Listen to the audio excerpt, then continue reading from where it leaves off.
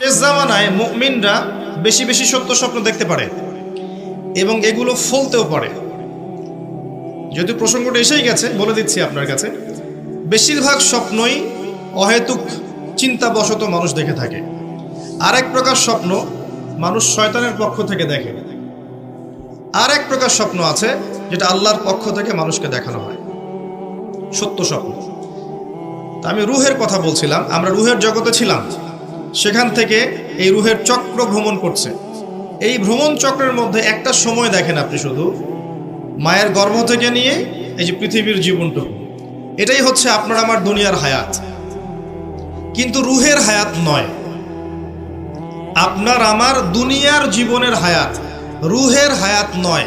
রুহ সৃষ্টি করা হয়েছে আরো অনেক আগে। আমার কথা বুঝতে পারছেন? আমি সহজ করব ইনশাল্লাহ, আমাকে সহজ করতে বলা হয়েছে। রুহ সৃষ্টি হয়েছে, আল্লাহ সৃষ্টি করেছেন আরো অনেক আগে, সেটাকে পাঠিয়েছেন দুনিয়ায় মায়ের গর্ভে। এই মায়ের গর্ভ থেকে মৃত্যু পর্যন্ত এই 50, 60, 70, 80, 100 বছর জীবনটা, এটা আপনার দুনিয়ার হায়াত। এই দুনিয়ার হায়াতটাকে আল্লাহ বলেছেন শস্য ক্ষেত, কাজের জায়গা, ফলাফল গ্রহণের জায়গা নয়। মনে রাখবেন, এখানে রেজাল্ট পাওয়া যাবে না, এটা পরীক্ষার হল। এখানে রেজাল্ট দেওয়া হবে না। কে ভালো কে মন্দ, কে জয়লাভ করলো কে পরাজিত হলো, কে সত্য কে মিথ্যা, এটা এখানে প্রমাণ সবসময় নাও হতে পারে।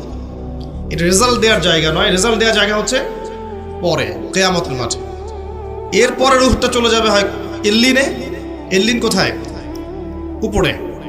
আর সিজ্জিন নিচে। ভালো মানুষ হলে আত্মা চলে যাবে ইল্লিনে, আর মন্দ হলে, কাফের, ফাসেক, জালেম, মুশরিক, মুনাফিক হলে আত্মা যাবে সিজ্জিনে। সূরা মুতাফফিফিন পড়ে দেখেন, এখানে সব লেখা আছে। তো ইল্লিন, সিজ্জিনে আত্মাগুলো আযাব ভোগ করবে অথবা শান্তি পাবে। যদি ভালো মানুষ হয় ইল্লিনে শান্তি ভোগ করবে জান্নাতের, আর খারাপ মানুষ হলে সিজ্জিনে শাস্তি ভোগ করবে। এখানে শাস্তি ভোগ করছে আত্মা, দেহ নয়। দেহ কিন্তু নাই এখানে, আত্মা শাস্তি ভোগ করছে। আপনাকে বোঝাতে চাচ্ছি, আপনি যে বডিটা নিয়ে ঘুরছেন, এই বডিটাই আপনি নন। আপনার ভিতর একটা রূহ আছে, এটা হচ্ছে আপনি। ওটা যদি আল্লাহর আনুগত্য করে, আপনার বডি অটোমেটিক আল্লাহর আনুগত্য করবে। যখন আপনার রূহের মধ্যে কলুষতা আসবে, আত্মার মধ্যে নোংরামি, কলুষতা, কুৎসিত চিন্তা ভাবনা, আকীদা, আমল দিয়ে ভরে যাবে, তখন দেহ আপনার রূহের আনুগত্য করবে না। এই রূহটাকে পবিত্র করার জন্যই আল্লাহ রাব্বুল আলামিন যুগে যুগে অসংখ্য নবী রাসূল পাঠিয়েছেন এবং তারা তাসকিয়া করেছেন, মানুষের আত্মশুদ্ধির কাজ করেছেন। আমি পরে আসছি কিভাবে আপনি আত্মশুদ্ধিতে যাবেন। এই যে হায়াতটুকু আপনাকে দেয়া হয়েছে, এটা কর্মের জীবন। পরবর্তীতে আপনি ফলাফল পাবেন ইল্লিনে বা সিজ্জিনে। তারপরে তাকে তোলা হবে কিয়ামতের মাঠে হিসাবের জন্য, যেখানে আরো 5টা প্রশ্ন করা হবে। কবরে 3টা, কিয়ামতের মাঠে 5টা। কবরে কয়টা? 3টা। কিয়ামতের মাঠে আরো 5টা। কবরে 3টা তো জানেন, মান রব্বুক, তোমার রব কে। দুনিয়াতে কেউ যদি আল্লাহর সাথে শিরিক করে থাকে, বিনা তওবায় মারা যায়, সে ব্যক্তি মান রব্বুক প্রশ্নের উত্তর দিতে পারবে না, ফুল স্টপ। মা দীনুক, তোমার দিন কি। পৃথিবীতে কেউ যদি দিন ইসলামকে পরিপূর্ণরূপে গ্রহণ না করে, হাসি ঠাট্টার ছলে গ্রহণ করে থাকে, সে কোশ্চিন কালেও এই প্রশ্নের উত্তর দিতে পারবে না, তোমার দিন কি, ফুল স্টপ। মান নবিয়ুক বা মান হাদা রাজুলু বুইসা ফীকুম। পৃথিবীতে কেউ যদি নবী সাল্লাল্লাহু আলাইহি ওয়াসাল্লামের সুন্নতের উপর না থাকে, অন্যের আদর্শ গ্রহণ করে তাকে বাদ দিয়ে, সে কোশ্চিন কালেও এই প্রশ্নের উত্তর দিতে পারবে না, ফুল স্টপ। যারা তাওহীদের উপর থাকবে তারা মান রব্বুক উত্তর দিতে পারবে। যারা দ্বীন ইসলামকে পরিপূর্ণরূপে গ্রহণ করবে তারা মা দীনুক উত্তর দিতে পারবে। যারা পৃথিবীতে শুধু নবী সাল্লাল্লাহু আলাইহি ওয়াসাল্লামের সুন্নাহর উপর চলবে, অন্য কাউকে আদর্শরূপে গ্রহণ করবে না, তারা মান নবিয়ুক উত্তর দিতে পারবে ইনশাআল্লাহ। এরপরে আরো একটা প্রশ্ন করা হবে, যদি 3টা পারা যায়। তুমি কিভাবে এগুলো জানলে? এগুলো তো সবাই জানে না। হয়তো 1099 জন মানুষই বলতে পারবে না এই 3টা প্রশ্নের উত্তর কি কি। এই ইকুয়েশনটা কোথায় পেলাম? এটা পেলাম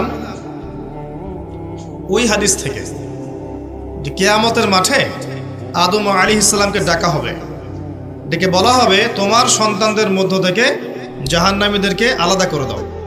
আদম আলাইহিস সালাম বলবেন কতজনকে হে আল্লাহ? আল্লাহ বলবেন 1099 জনকে জাহান্নামের জন্য আলাদা করে দাও। নাউযুবিল্লাহ ওয়া ইন্না লিল্লাহি ওয়া ইন্না ইলাইহি রাজিউন। সহিহ বুখারীর হাদিস, 4 বার এসেছে হাদিসটা। তো পার্সেন্টেজটা আপনি বোঝেন। বেশিরভাগ মানুষই কবরের প্রশ্নের উত্তর দিতে পারবে না। তার মানে বেশিরভাগ মানুষ এই দুনিয়ার জীবনে, উম্মতে মুহাম্মাদের এই দুনিয়ার জীবনে শিরিক করবে, দ্বীন ইসলামকে পরিপূর্ণরূপে গ্রহণ করবে না এবং নবীর আদর্শ ছেড়ে অন্য আদর্শ গ্রহণ করবে। এটা হবে এই উম্মতের ক্ষেত্রে, এটা হবে। এই 3টা হচ্ছে আপনার কবরের প্রশ্ন। প্রশ্ন ফাঁস করা আছে, উত্তর সবাই দিতে পারবে না। আর আমর ইবনে আস রাদিয়াল্লাহু আনহু, বিখ্যাত সাহাবী, যিনি একসময় কাফের ছিলেন, পরে মুসলিম হয়েছেন। খালিদ বিন ওয়ালিদ রাদিয়াল্লাহু আনহুর সাথে খুব ভালো সম্পর্ক ছিল তার। পরবর্তীতে ওমর রাদিয়াল্লাহু আনহুর যুগে তিনি মিশরের গভর্নর হয়েছিলেন। মৃত্যুর সময় তিনি বলছেন যে একটা সময় ছিল যখন আমরা জাহেলিয়াতের মধ্যে ছিলাম, আল্লাহ যদি তখন আমার মওত দিতেন তাহলে জাহান্নাম ছাড়া কোনো গতি ছিল না। এরপর আমি ইসলামের মধ্যে আসলাম এবং ভালো আমল করতে থাকলাম। এমন আমল করছিলাম যে ওই সময় যদি আল্লাহ আমার মওত দিতেন তাহলে আমি হয়তো জান্নাতের ব্যাপারে নিশ্চিত থাকতে পারতাম। এরপরে আসলো কিছু কিছু ফিতনা। এখন আমি সেই ফিতনার যুগে মারা যাচ্ছি, আমি জানি না আমার সাথে কি হবে। বিখ্যাত সাহাবী আমর ইবনে আস রাদিয়াল্লাহু আনহুর কথা এটা। তিনি তখন বললেন, আমার মৃত্যুর পরে তোমরা আমার কবরের পাশে বসে থেকো, তাড়াতাড়ি চলে যেও না। আমার কবরের পাশে বসে থেকো, তাড়াতাড়ি চলে যেও না।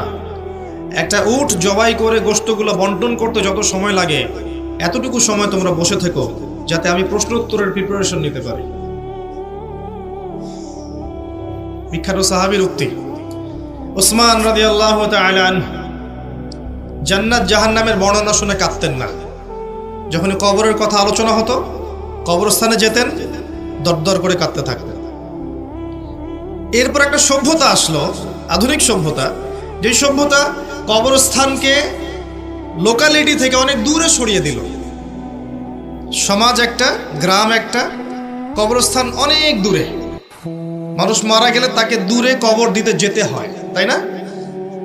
আর ওই যুগে এমন ছিল, কবরস্থান ছিল মসজিদের পাশে।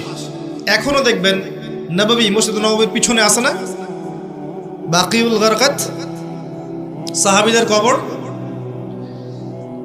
কারণ ছিল যখন মানুষ এটা অতিক্রম করবে, প্রতিদিন নামাজ পড়তে যাওয়ার সময় 5 বার করে, তার মধ্যে পরকালের ফিকির হবে, কবরের কথা চিন্তা থাকবে, কান্না আসবে, দুনিয়ার জীবন এর তুচ্ছতা সম্পর্কে আমাদের ধারণা আসবে।